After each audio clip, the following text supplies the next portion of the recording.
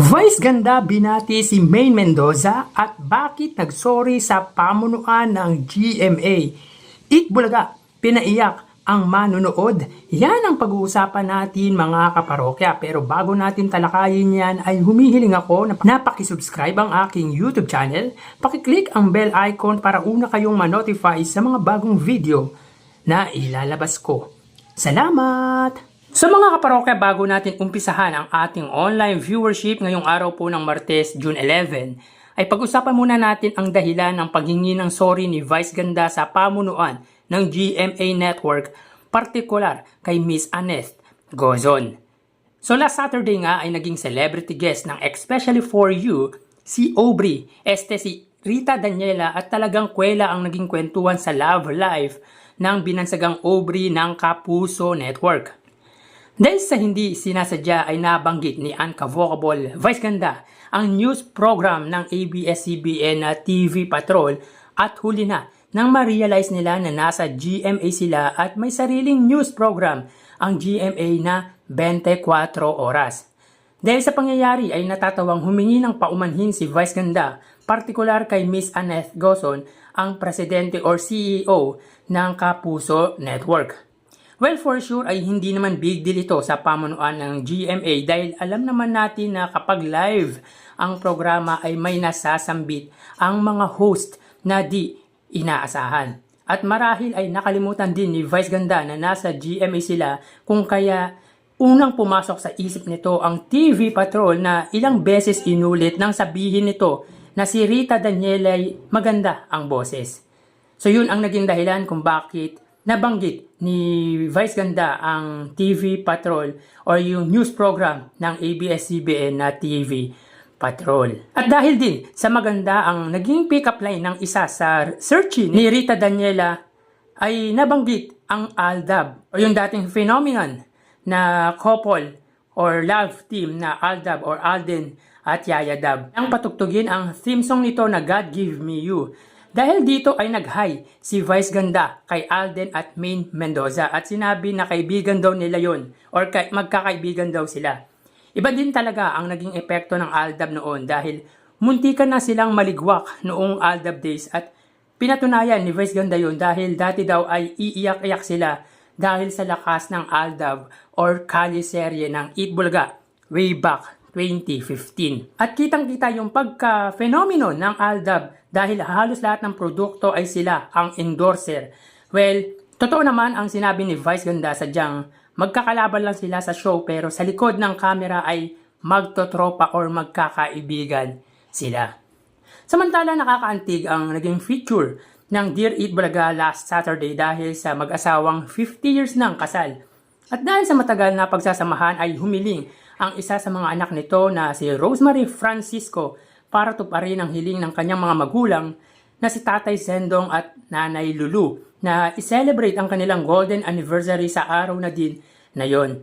So talagang nakakaantig ng puso yung eksena sa Dear Itbulaga at bihira na lang talaga ang umabot ng 50 years or golden anniversary ang mag-asawa. Kaya ang swerte ng magulang ng letter sender dahil sa Itbulaga pa mismo na feature ang magulang nito. Grabe din ang sinabit na pera sa mag-asawa ng mga host ng Itbulaga, lalo na kay Tito Sen na tig 500 at kung tatantyahin natin ay aabot ng 30 to 40,000. So talagang napagbigay talaga si Tito Sen sa mga kababayan nating sa manunood ng Itbulaga. So talagang laking tulong ang pera na naibigay nila para i-celebrate ang 50th anniversary or 50th wedding anniversary nila Tatay Zendong at Nanay Lulu. So tara ating alamin ang online viewership ng dalawang bigating noontime show. Para sa Itbulaga under TVJ Facebook page na may 2.4 million followers at sa It Showtime naman na may 18 million followers. So as of 12:59, makikita po natin dito na ang It Showtime po ay may kasalukuyang segment na Especially For You at ang Itbulaga naman po sila po ay may kasalukuyang segment na Sugod Bahay mga kapatid. So dito ang It Showtime po ay may 21.3 thousand viewers samantalang ang Itbulaga ay may 5.1 thousand viewers. So pagdating sa kanilang Facebook Live ay kitang-kita kung sino ang lamang at ito nga po ay ang It's Showtime ng 16,000 viewers. So mapunta naman po tayo sa TV Network YouTube channel at unahin po natin ang Eat Bulaga. Under po yan sa TV5 Philippines na may 1.83 million subscribers. Sa It's Showtime naman po under GMA Network YouTube channel na may kasalukuyang subscribers na 35.5 million subscribers. So as of 1 PM, ang It's Showtime po, sila po ay may kasalukuyang 16,000 viewers. Ang Eat Bulaga naman po under TV5 ay may 39,000 live viewers. So ulitin po natin mga kaparokya, as of 1:01 PM ang It's Showtime, sila po ay may 16,000 viewers under GMA Network. Samantalang ang Eat Bulaga naman po under TV5 ay may 39,000 live viewers. So pagdating dito sa kanilang TV Network YouTube channel, angat po ang TV5 sa katapat na GMA Network ng 23,000 live viewers. So again, TV Network YouTube channel po to.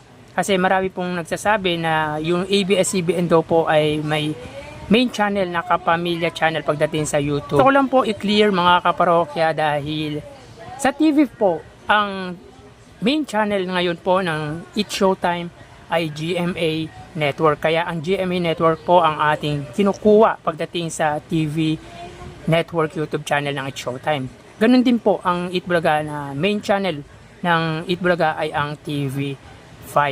So yun po ang basihan ko kung bakit GMA Network po ang ating ginagamit pagdating sa TV Network YouTube channel. Kung sa palagay ninyo po mga kaparokya na mataas po ang viewers ng kapamilya channel na ABS-CBN Entertainment, ay kayo na lang po ang umintindi dahil sa akin po kung ano po ang TV network ng dalawang noontime show ay yun po ang pinagbabasihan natin. At again po, TV network po, yung napapanood po sa free TV po talaga kung bakit yun po ang ating pinagbabasihan pagdating sa TV network YouTube channel. So, mapunta naman po tayo sa main YouTube channel ng dalawang noontime show para po sa It's Showtime under ABS-CBN It's Showtime na may kasalukuyang subscribers na 2.25 million. Samantalang sa Eat Bulaga naman po under ABS-CBN under Eat Bulaga TVJ YouTube channel na may kasalukuyang subscribers na 1.01 million subscribers. So as of 1:03 PM ang It's Showtime, sila po ay may 98,000 viewers. Samantalang ang Eat Bulaga naman po ay may 55,000 live viewers. So ulitin po natin mga kaparokya, as of 1:03 PM ang It's Showtime, sila po ay may 98,000 viewers. Samantalang ang Eat Bulaga naman po, sila po ay may 55,000 live viewers. So pagdating dito sa main YouTube channel ng dalawang noontime show ay angat po ang It's Showtime ng 43,000 viewers sa katapat ng noontime show na Eat Bulaga. So bali ang total na nakuha ng dalawang noontime show ay Eat Bulaga para sa unang yugto ay 99,000 viewers. Samantalang ang It's Showtime naman po ay 135,000 live viewers. So dito pagdating sa unang yugto ay angat po ang It's Showtime ng 36,000 viewers sa katapat na noontime show na Eat Bulaga. So ulitin po natin, ang Eat Bulaga po ay nakakuha ng total live viewership na 99,000. Samantalang ang It's Showtime ay 135,000 viewers pagdating sa unang yugto. So yan po ang lumalabas sa kanilang online viewership as of 1:05 PM. At mamaya magbabalik po tayo sa ikalawang yugto ng ating online views update ng dalawang noontime show. Magpapaalam na po muna ako pansamantala. Thank you and God bless.